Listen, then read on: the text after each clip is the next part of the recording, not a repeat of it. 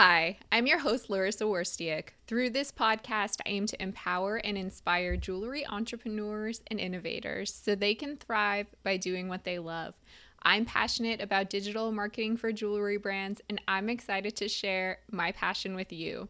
This is episode 119, and today I'm going to be discussing the difference between brand marketing and product marketing for jewelry brands. If you've been feeling a lot like the marketplace is just way too saturated and that you're struggling to reach new customers in your target audience, then you'll definitely want to listen to this episode. Also, if you want to ask a question that I will potentially answer on a future podcast episode, you can visit joyjoya.com/ask and enter your question. You can even be anonymous if you like. I love getting questions from people, and I also really like answering them. So if you do ask something, there's a likely chance that I will get to it on the podcast. But before I get to the episode, I want to share some marketing related news and insights from the past week that caught my attention. So social media today recently shared an article about how you can better utilize your Instagram profile for customers at every stage of your sales funnel, from awareness to purchase. So obviously, Instagram can be an effective tool for generating sales, building brand awareness, and offering your customers value. Your ultimate goal with Instagram is to spark and build relationships with your customers so that they hopefully will purchase, but you really need to understand how the sales funnel works first before you can really use Instagram effectively. So a funnel is a visual representation of how customers proceed toward making a purchase. If you're watching me on YouTube, I'm making like a funnel shape with my hands. So the top big open part is the pool of customers who first learn about your brand, who are aware of your brand. So not everyone after that stage will want to keep following along. Some people will have an initial interest, but not really be so interested that they'll want to make a purchase. That's fine. That's totally normal. But as customers get to know about your brand more and more, fewer people will end up moving down to the bottom of the funnel. Again, that's totally normal, but you want to nurture people as they move from the top of the funnel to the bottom of the funnel. So how can you do that with Instagram? Well, with the top stage, awareness, this is where you want to create really engaging Instagram stories, kind of draw those new customers who are just discovering you with that Instagram story content, capture their attention. You're going to want to be less salesy to those people who are just discovering you and more focused on offering them true value. So when you get to the middle of the funnel, these people are thinking about making a purchase. They're interested. They're not sure. They're have you on their wish list. Maybe they need more information. So with Instagram, you can cater to those deciding factors for customers. So offer them educational content like, where do your materials come from? Where do you source your materials? How are your products made? What is your customer service like? What is the shipping and return process? They're really looking for the things that will help them answer those unanswered questions that they have in their mind to decide whether they stay or go. You really want to engage those people. This is why you need to be interacting actively as a brand on Instagram. You also want to be showcasing your product in a real life context. So if you're only ever posting product photos, the customer at the middle of the funnel who's not sure, he or she may be wanting to see the product on a person. If you're not providing that, you may be losing people at that middle step of the funnel. So keep thinking about ways to engage with your customers and really make efforts to form genuine relationships. I know Instagram is a digital platform. You may not be interacting with people face to face, but whenever it's possible for you, focus on creating an authentic and real connection with those people who are interested shoppers. Then the bottom of the funnel is when a customer can potentially take action and make a purchase. This is where Instagram ads, Facebook ads can come in handy because you can retarget those people, but continuing to do the things that you were doing at the middle of the funnel, taking steps to like keep building those relationships, engaging people, that's going to help them get through to the bottom step of the funnel. And ultimately, in a best case scenario, recommend your jewelry brand to their friends and family so that you can kind of continue building your customer network. So those are just some tips that were inspired by this article in Social Media Today. I recently read this other great article about A/B testing. And if you want to know more about A/B testing, if that's kind of a foreign term to you, I suggest listening to episode 63 of this podcast, which is what is A/B testing and how can you use it in jewelry marketing? And if you're watching me on YouTube, you see my dog is getting really antsy here. I think she's either into A/B testing or she wants to be A/B testing me right now to get my attention. So I recently saw this article about how the New York Times is using A/B testing to test all its digital headlines in an effort to boost engagement on the New York Times website and app. So they've actually found that more headline testing correlates with more engagement. Wow, surprising. In fact, A/B testing New York Times articles are 80% more likely to rank on a most popular list. I know that this is a news publication and you're a jewelry brand. How does this relate? It's just a good reminder that your brand can potentially benefit from A/B testing, especially when it comes to your email marketing subject line. So again, listen to episode 63 of this podcast for more information about that. And then lastly, I saw a really great article on JCK Pro titled, "For Designers, Imitation is Not the Sincerest Form of Flattery." So this article is behind a paywall if you don't have JCK Pro, but I'll give a short summary. And if you're interested in it, I recommend signing up for this platform. It has tons of good resources for jewelry brands. But anyway, basically, it's about how copyright infringement in the jewelry industry is on the rise, and it's believed that Instagram might actually be the root of this problem because these copycat brands find what's popular on Instagram and then create fakes of them and try to go at it themselves in business, which is terrible. Fakes discredit hardworking and creative jewelry brands, and it's a huge problem in the industry. Cancel culture definitely is drawing attention to these crimes of intellectual property infringement, but it honestly doesn't seem to deter these copycat brands. Like they're open to doing whatever it takes to make a buck. They don't really care.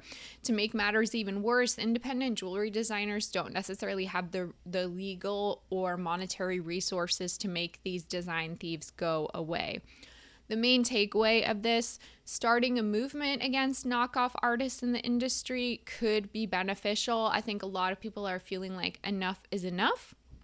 And as a jewelry brand, I think you should also pay attention, especially on Instagram, to making sure nobody is copying your stuff. Have your most loyal customers look out for you. Also look out for your fellow jewelry designers. Kind of keep an eye out. If something looks like a copycat or if something looks fishy, definitely point it out to people.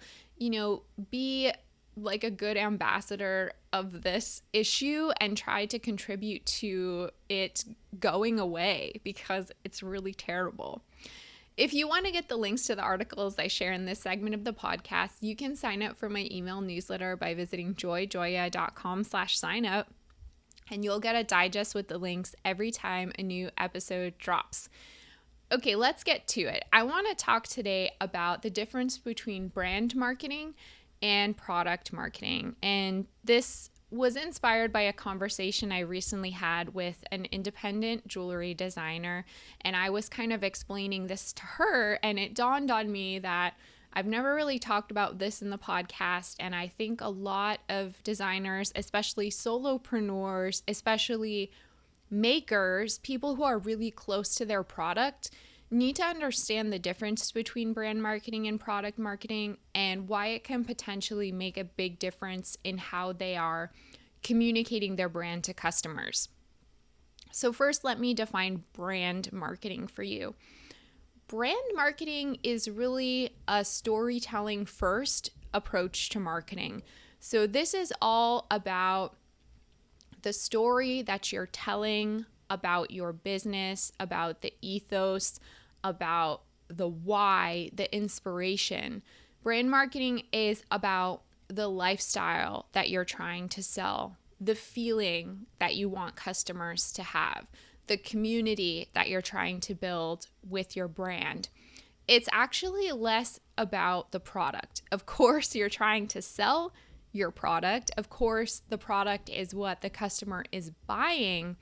But first, before all that, the customer is actually buying into your brand or like this myth or personality that you are communicating and using to attract people to you.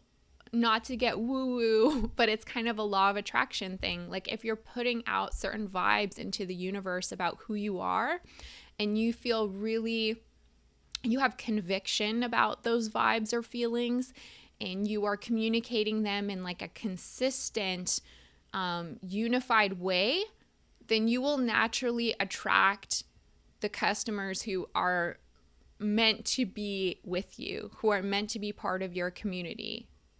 So that's really brand marketing. Product marketing, on the other hand, is focused around the idea that the best product wins.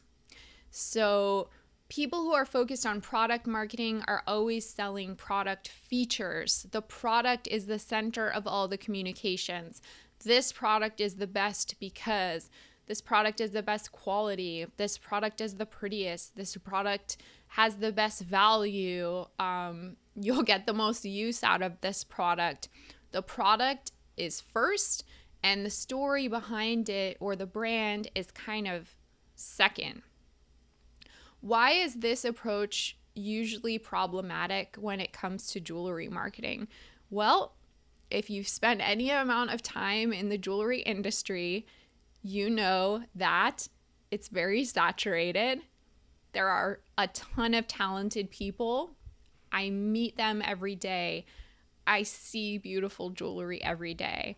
Because I work in this space and I work with so many jewelry brands and I have to kind of keep on top of trends, I'm literally looking at so much jewelry all day long, every day, 24/7, on Instagram, on the internet, doing research, talking to jewelry entrepreneurs. I perpetually have beautiful jewelry in front of me. I should keep a log of this, but probably literally at least like 40 times a day, I stop and say, oh my gosh, that's beautiful. Wow, I would love to have that. Gorgeous. Oh my goodness. I'm always wowed by product. I also see a lot of great value out there. I can imagine myself wearing a lot of things because it's beautiful, because it looks wearable, because it looks well made, because it has a beautiful handcrafted accent. Whatever. You name why, I can see myself buying it.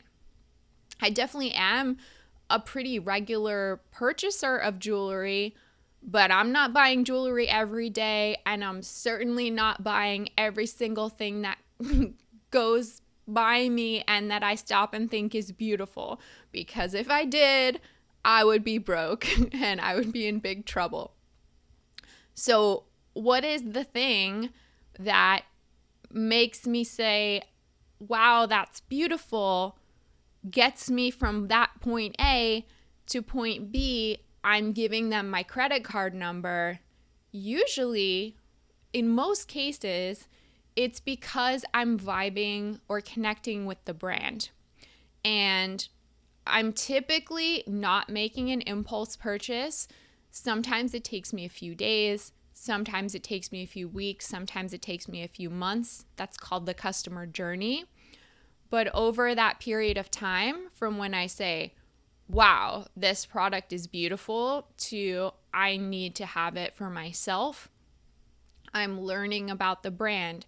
I'm signing up for their email marketing, not only to see if there's a coupon code, but maybe there's like more information that can be shared. I'm probably looking at their Instagram feed, maybe Facebook. I might be looking at customer reviews. I might be asking the brand questions, whether it's about sizing or some kind of custom accommodation or like additional photos, or maybe I have questions about shipping.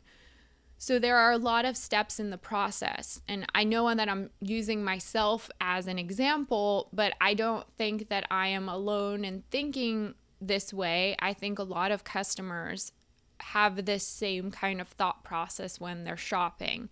And the way that I think I am unique is how much the volume of jewelry I'm looking at every day. Most customers are not spending literally all day long looking at jewelry. So it comes by them, it goes by their eyes less frequently. The difference between brand marketing and product marketing, I like to use a dating metaphor. Hopefully it's not creepy. I've heard dating metaphors in the past that come across as creepy, but it kind of helps it put it into a real life context. So let's say you're single and ready to mingle, and you're in a big vibrant city. There's a lot of like good looking, smart, professional people there. You're kind of like in a wonderland because you have lots of great prospects for you. You look around and you see all these beautiful people. Oh, I would love to date this person. Oh, that person looks exactly like my type. And maybe you actually go on a bunch of dates with people. Maybe your social schedule is so packed you're like going on a date a night. But if you're looking to eventually have a meaningful relationship with someone and you're not just dating as a sport, you're gonna eventually have to like grow closer to one person and make a decision about that person. Probably you're not gonna end up picking like someone just because they were the most attractive, although hopefully they are the most attractive to you, but you're going to continue to be charmed by their personality, by the stories that they tell, by their sense of humor, by their generosity, by their kindness. You're going to have a natural connection that transcends all those things. Sometimes you can't even explain why that is. Those like je ne sais quoi things are the equivalent of a brand. So that initial like lust, appreciation for a person's attractiveness is kind of like being drawn to a product in a product first marketing approach. Whereas with brand marketing, in my opinion, and in a lot of marketers' opinions, this is a more sustainable long-term approach because it's giving the customer something of substance, those things that will make the customer want to have a relationship with you and not just see you as a piece of eye candy. I see this distinction and kind of this challenge so often with solopreneur jewelry business owners who are also makers, because, and this is not a criticism, I'm just acknowledging that this is a truth. They're so close to their product because they make it and produce it, and they're naturally proud of it. And I think that's amazing. You should be proud of it. You know your product is the best made, the most beautiful. It's coming from like a very passionate vision and a place in your soul. It's like your child basically because you've created it. You believe in it. You invest time, money, energy into this product. If you've had a chance to show it to customers in person who like your product, you see how customers react to it. And you know that once a customer sees it, they will also see the value in your product. These people tend to have the mindset, and you may relate to this, of a product first marketing approach. And it totally makes sense because you personally know the value of the product. And so you're taking the approach the best product wins and my product should win. Why isn't my product charming people? Why don't people want to buy? I have the best product. I totally get that. But as I mentioned earlier in the episode, the marketplace is ridiculously saturated. So your best product is up against someone else's best product, is up against someone else's best product. There's so much talent out there. People doing amazing things. People wowing me every day with their beauty. I am just endlessly inspired by everything I see. The unfortunate thing is, most consumers kind of feel overwhelmed by that if they actually do have access to all this product and are discovering it and it's in front of them. So they don't know where to go next. They see, they're like, wow, okay, that's beautiful. That's beautiful. That's beautiful. I would love to have that. I can see myself wearing that. And then what? Their phone rings or they get a text message and they're on to the next thing and they've forgotten about you. Brand marketing is the idea that you're going to continue to charm them. So forming that initial connection with them in that, wow, that's beautiful stage, finding a way to capture them in some way, whether that's inviting them to follow you on Instagram or Facebook or Pinterest, getting their email address, getting them to visit your website, creating like a first touch point that creates an opportunity for future interaction, and then continuing to share your story through content, through meaningful connections, through meaningful communication, so that that initial, oh my God, I need to have this product, turns into something that has deeper layers of meaning and significance for the customer. That is what's going to get the customer to ultimately make a purchase, not just your product. Maybe in rare cases it will, but in the majority of cases, the product first approach isn't effective. That's what I have to say about that topic. So I hope that this was helpful to you. I hope it kind of clarified the difference between brand and product marketing and why this distinction is especially important in this jewelry niche that's so specialized, so crowded, so oversaturated, so many beautiful, shiny things competing up against each other. If you have any questions, you can always email me, Larissa, that's LARYSSA @joyjoya.com. And as a reminder, my book, Jewelry Marketing Joy, is published and ready to ship. I actually have a checkout now on my website, joyjoya.com/book. So you can purchase it directly from me for a discount and I can sign it for you and ship it for free. So go to joyjoya.com/book if you're interested in doing that. Thanks so much for listening.